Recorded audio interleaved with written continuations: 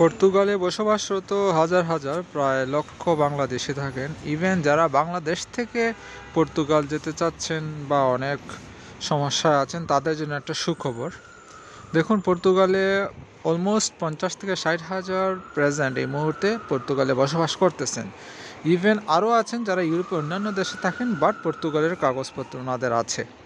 So একটা বড় সমস্যা দেখা দেয় যখন বিভিন্ন কাজে আপনার পর্তুগালের এম্বাসি ফেস করতে হয় বা ওদের হাই কমিশন যখন ফেস করতে হয়, তখন কিন্তু একটা বিশাল সমস্যা, সেটা হচ্ছে আমাদের দেশে কোনো পর্তুগালের এম্বাসি নেই, যেটার জন্য অনেক বাংলাদেশিদের অনেক কষ্ট করতে হয়, অনেক টাকা পয়সা খরচ করতে হয়। ইন্ডিয়ার ভিসা তারপর আবার পাওয়া যায় না, ইন্ডিয়া যেতে হয়, অনেকের থাকতে হয়, মানে বিশাল একটা সমস্যা। ইভেন যারা বাংলাদেশ থেকে যারা আসতে চান, অনেকে এমবাসি না থাকার কারণে আবেদন করতে চান না। অনেক সময় সাপেক্ষ এবং ঝামেলাবহুল এবং টাকা পয়সার ব্যাপার তো আছেই, খরচ হয়।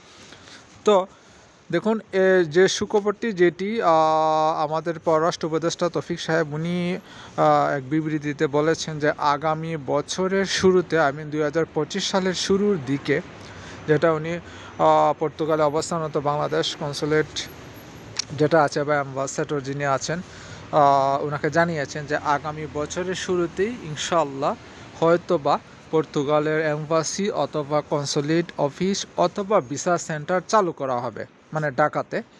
তখন আমাদেরকে আর ওই ইন্ডিয়া যেতে হবে না, বা এখন যে একটা সংকট চলতেছে ইন্ডিয়ার ভিসাও বন্ধ, ইন্ডিয়ার ভিসা পাওয়াটা এখন অনেক বিশাল বড় ব্যাপার হয়ে দাঁড়িয়েছে।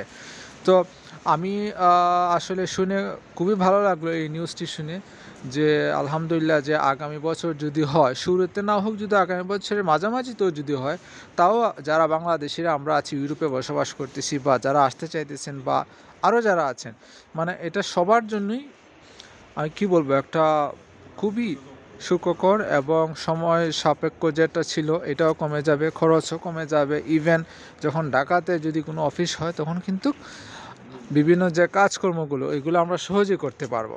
তো আশা করি, বাকিটা এখন আল্লাহ জানে, যদি মোটামুটি আগামী বছরের শুরুতে বা মাঝামাঝি সময়ে যদি হয়ে যায়, আমার মনে হয় অনেক বাংলাদেশিদের, লক্ষ লক্ষ বাংলাদেশি যারা আছেন তাদের অনেক কষ্ট লাঘব হবে।